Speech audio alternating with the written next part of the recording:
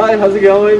This is Pete Izzo from the House of Fins, and really cool day today. Usually I do like the freshwater unboxing videos, but I've gotten an opportunity to come up to the Marine Science Magnet High School in Greenwich, Connecticut. And I'm here with Eric and Mike, and we're going to go around a quick little tour of the facility here. It's really cool, as you can see.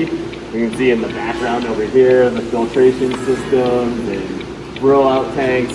So these gentlemen are going to take it away and show off some of the stuff that they do here. Yeah, we are about 20,000 gallons. When we're full, we do freshwater, saltwater, corals. We breed our own fish. We grow plants. A little bit of everything. We're really excited to show you guys what we have. So here we have our 220-gallon reef tank. We kind of use it as a a display tank for our students to kind of watch their fish and observe some of the corals and things like that. A lot of the systems that we have here at the school are actually maintained by juniors and seniors in a class that I teach. And they do a really, really good job. They like to name all the fish. They all have a specific coral assigned to them. So we kind of let this kind of just grow out a little bit, and it ends up being a really, really good learning tool that we use for behavior studies and coral growth studies. And obviously we like to try to keep the filtration open a little bit, again, just as a teaching tool to show them how the system works. And also by having it open, it keeps them on top of keeping it clean. So we do a really, really good job with this.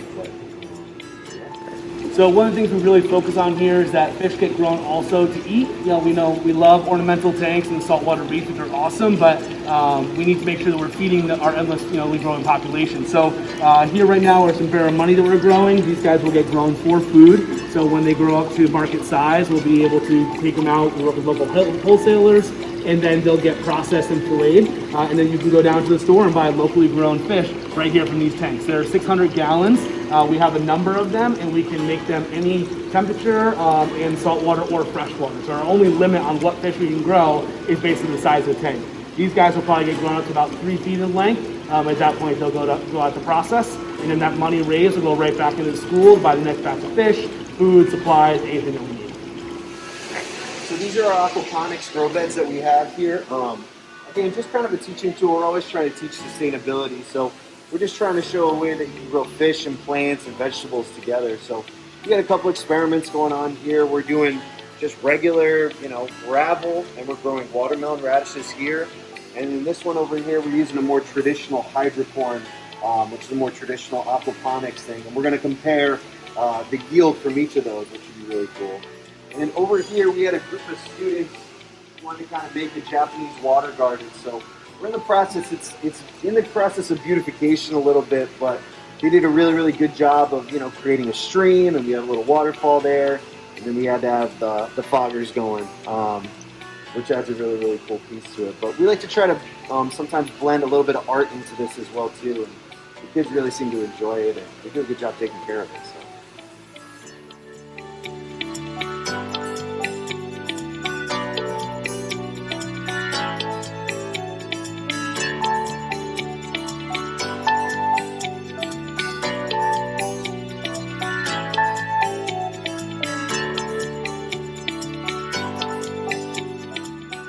This is one of the filtration rooms we have from some of our larger systems, the barramundi I was just showing you. So every system has its own mechanical bead filter, its own UV sterilizer, its own designated pump. It's run by a computer, so that way if there's ever a problem, we get alarms that let us know what's going on. And then you can see the plumbing all above us and all below us. Makes it really easy to track where the water is coming from or going to.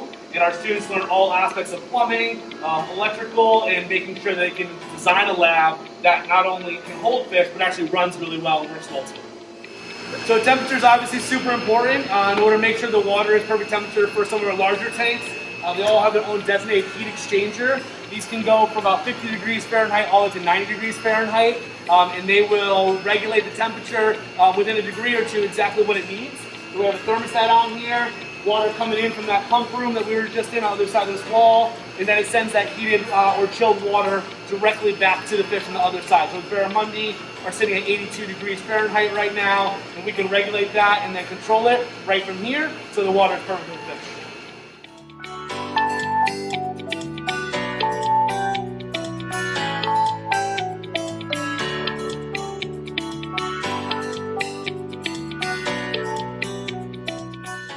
So this is our coral propagation system. So here it's about 600 gallons of tanks that we kind of put together. We have some of our mother colonies and some of the blue tanks, some things that are growing under T5 lights, some that are going under LEDs, and this tank specifically is our coral frags. So these are all being cut and then grown out to be sold to stores, local clients. We go to trade shows, and again, any money that we make from selling these pieces goes right back in to buy new livestock, new tanks, food, really cool things for the kids to do and projects that they can work on. And this is another one of those tanks that the kids take care of. So they're involved with checking the water quality, siphoning, cleaning the skimmers, which is their favorite thing to do. They do a really, really good job with it. We're also using this little auxiliary tank here to kind of run some coral growth studies where they're actually measuring the growth of the corals based on different variables. So in some we're kind of changing the plug shape, and in other ones we're doing feeding versus not feeding. But again, the students were involved with the fragmentation process, they're involved with tracking the data. But this has been a really good opportunity for the kids to kind of get hands-on with a species that can be so susceptible to things like climate change and habitat destruction. So it really gives them a good look at what's going on underneath the water, and it provides us a really good learning tool for them to care about things in their aquarium other than just the fish. So they really, really like all the crazy names and the cool colors of the corals. And sometimes they name the corals.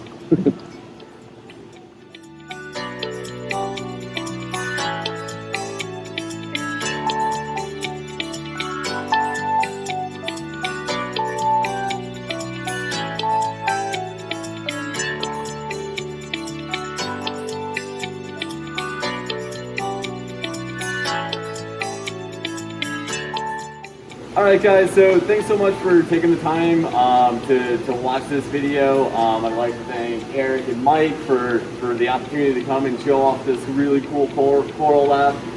And then we're going to pick out some corals and bring them back to the shop. So, come support these guys and support us for the kids in the high school that we're, coming out to go and do. Thanks so much.